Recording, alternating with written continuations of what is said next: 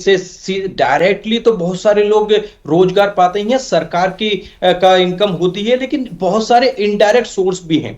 उसके लिए जरूरत है कि प्रदेश के अंदर एक ऐसा मजबूत परिवहन का इंफ्रास्ट्रक्चर डेवलप किया जाए जो पहली प्रायोरिटी होना चाहिए। परिवहन का इंफ्रास्ट्रक्चर की मैं बात इसलिए कर रहा हूं कि वह टूरिज्म के साथ साथ इंडस्ट्री को भी प्रमोट करने वाला होगा, उससे टूरिज्म भी बढ़ेगा और इंडस्ट्री को भी आपके मजबूत इंफ्रास्ट्रक्चर से, जो परिवहन का इंफ्रास्ट्रक्चर आप मजबूत करोगे, उसका फायदा मिलेगा। दूसरा, हमने अभी हाल ही में उत्तर प्रदेश का कुंभ देखा।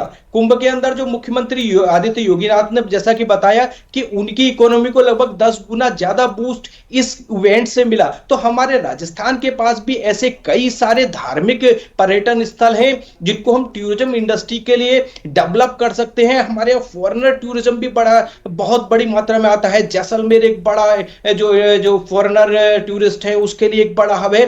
तो फॉरेनर टूरिज्म को बढ़ाने के साथ में जो लोकल टूरिज्म है हम उसको बढ़ा सकते हैं। हमारे पास नाथ द्वारा है। हम सिर्फ खाटू श्याम जी के ऊपर सरकार लगातार फोकस कर रही है कि खाटू श्याम जी की सुविधाओं के लिए जो पर्यटन है वहां बढ़ाने के लिए सरकार लगातार कोशिश कर रही है, लेकिन मुझे लगता है कि हमारे पास राज्य के अलग अलग हिस्सों में ऐसे बहुत सारे जो धार्मिक पर्यटन स्थल हैं उनको भी अगर सरकार मजबूत करती है, अगर वहां एक मजबूत जो सुविधाएं चाहिए, जो बेसिक सुविधाएं पर्यटन को चाहिए, उस तरह की पर्यटन के लिए सुविधाएं मुहैया कराती है, तो निश्चित तौर पर राजस्थान की तस्वीर बदल सकती है।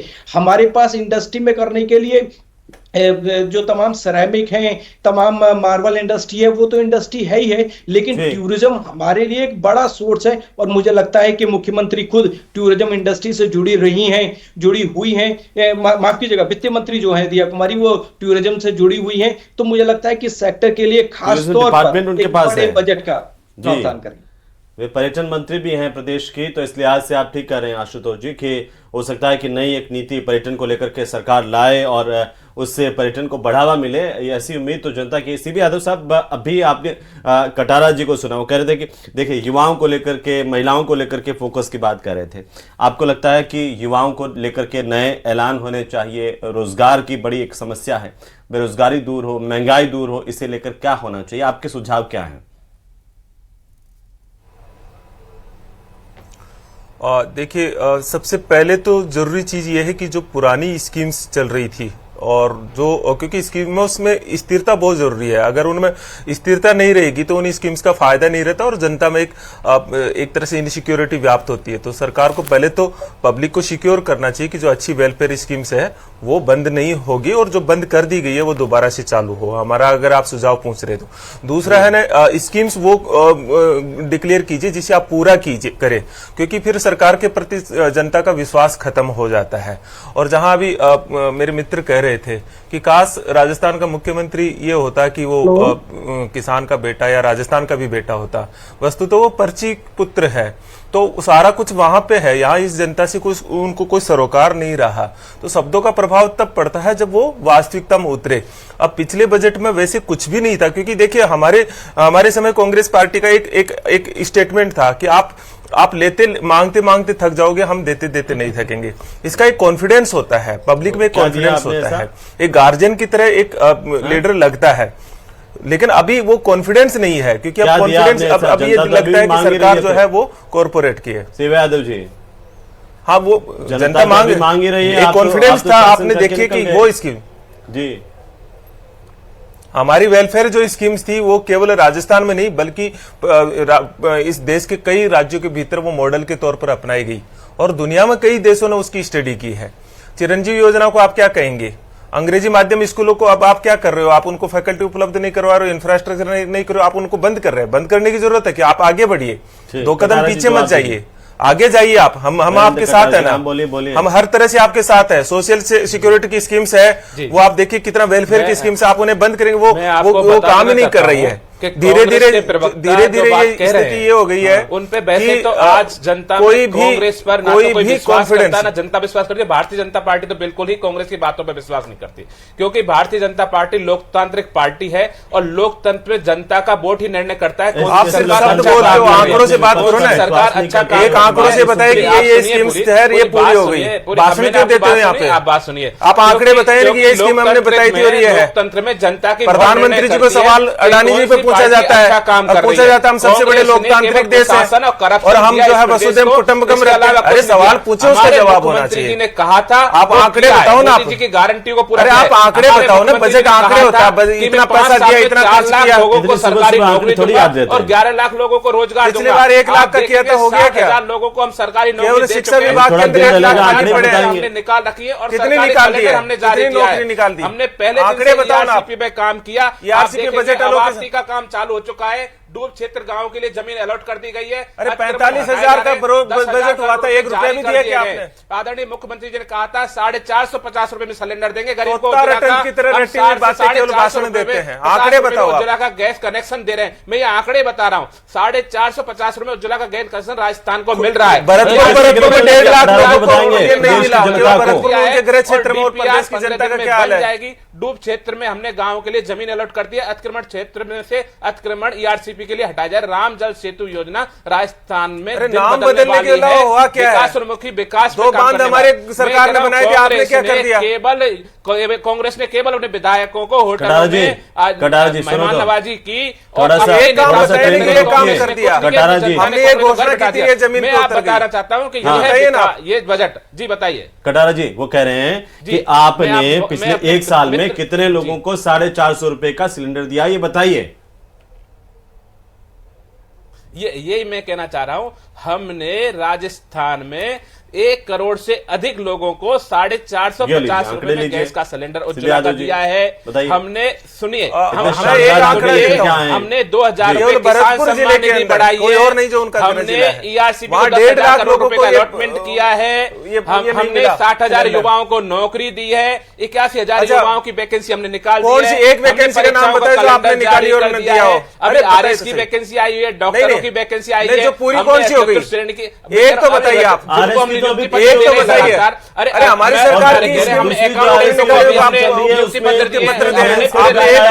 लेखा अधिकारियों को मैं कह रहा हूँ, आप 50,000 60,000 की बात करो। यहाँ पे आपके 3 होर्डिंग लगे रहते हैं, जिनमें 3 अलग-अलग डेटा होता है। अरे भैया ऐसे आपको थोड़ी अलग-अलग डेटा होता है, नौकरी दे रहे हैं, अलग लगा रहे हो, अपने आप में जयपुर का चिंतन करो। राज्यपाल के यादव जी एक बार आप सुन लीजिए, अगर आप दोनों बोलते रहेंगे तो आप दूसरों को समझ नहीं आएगा, जनता भी नहीं समझ पाएगी कि आप किन विषयों पर बात कर रहे हैं।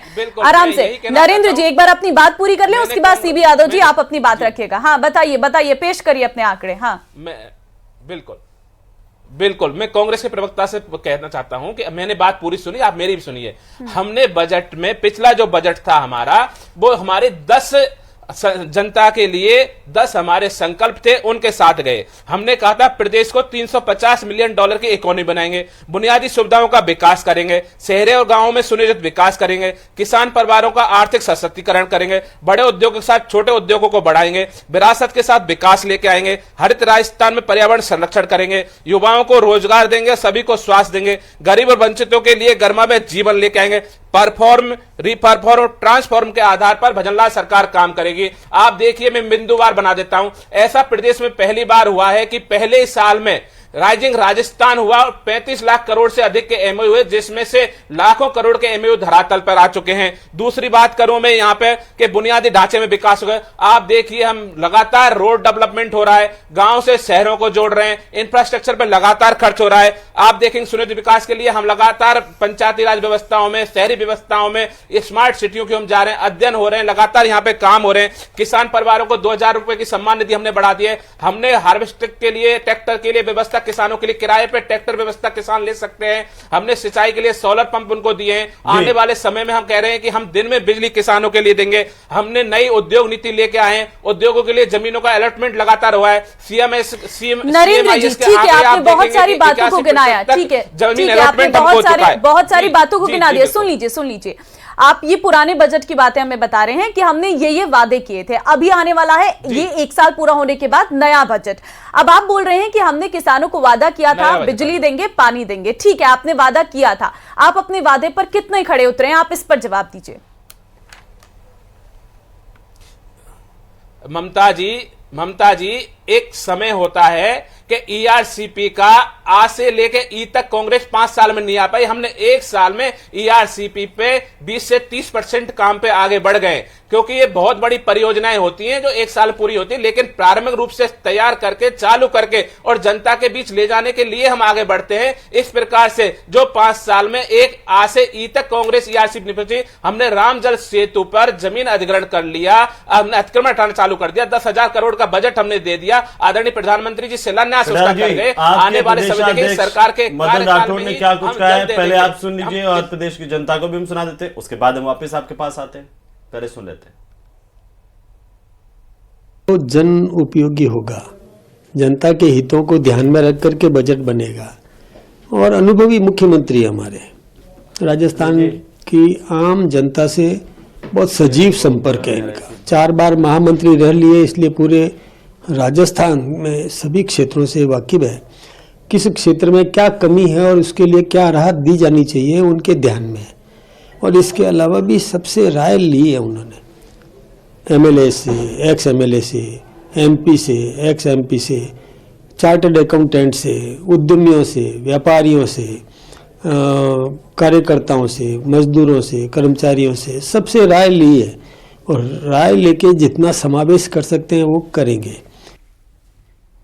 तो सुना आपने मदन राठौड़, साफ तौर पर उनका कहना है कि हमने सभी से राय ली है और उस राय को सुनकर ही ये बजट को हमने तैयार किया है।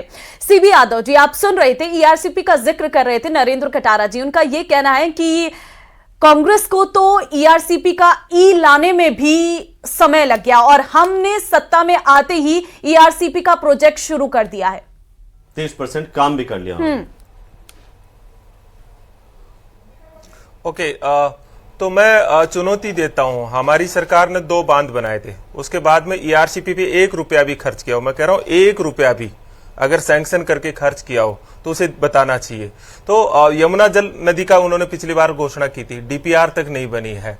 मैं एक एक आंकड़े बता रहा हूं, जो आप देखिए, जो किसानों को बैग नहीं मिल रहा है, जो 5 किलो, पहले तो वो जो इतना बड़ा कट्टा आता था डीएपी का, वो 5 किलो का, अब धीरे धीरे पैकेट बना देंगे बिस्किट की तरह, जो है ना। बाजरा की खरीद नहीं हुई है।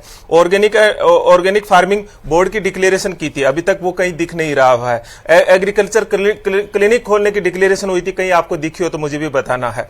150 बीज बैंकों की स्थापना की बात हुई तो बताना। किसान सम्मान निधि का आकार बहुत छोटा कर दिया गया है, धीरे धीरे उनसे लोगों को बाहर कर दिया गया है। 69 लाख विद्यार्थियों को यूनिफॉर्म नहीं मिल रही है। अंग्रेजी माध्यम की स्कूलों के क्या हाल हो रहा है आप देख रहे हो, जो हमने जो गरीब बच्चों के लिए खोली थी। 1 लाख शिक्षकों के पद रिक्त पड़े हैं, जो आप कह रहे हो। नौकरी की बात कर रहे हैं, इनकी सरकार द्वारा डिक्लेयर की गई एक नौकरी, मैं कह रहा हूं एक व्यक्ति को भी अगर रोजगार मिला, हमारी सरकार ने जो नौकरियां दी थी, हमने वैकेंसी निकाली, उनका प्रमाण पत्र बांट रहे हैं और उनको भी जो है ग्लोराइज कर रहे हैं। 402 पीएम श्री स्कूल्स की घोषणा की थी, एक भी स्कूल नहीं खुली है। एविएशन विश्व यूनिवर्सिटी की डिक्लेरेशन की थी, आप ठीक है, बिल्कुल आप कहीं उसका पत्थर भी लगाओ तो तैयार करके लाए। और नरेंद्र जी देखिए, कांग्रेस ने अपनी पूरी पढ़ाई की है पूरी रात और पूरी लिस्ट तैयार की है बकायदा सीबी यादव जी ने, कि आपने जो वादे किए थे वो धरातल पर आपने कितने पूरे किए हैं। और ये लिस्ट आपने भी इसका जवाब देने के लिए जरूर अपनी लिस्ट तैयार की होगी, मैं आपसे वो भी जानूंगी। लेकिन आशुतोष जी भी हमारे साथ है। आशुतोष जी, आप दोनों ही पार्टी के प्रवक्ताओं को सुन रहे होंगे, लेकिन हकीकत राजस्थान की क्या है?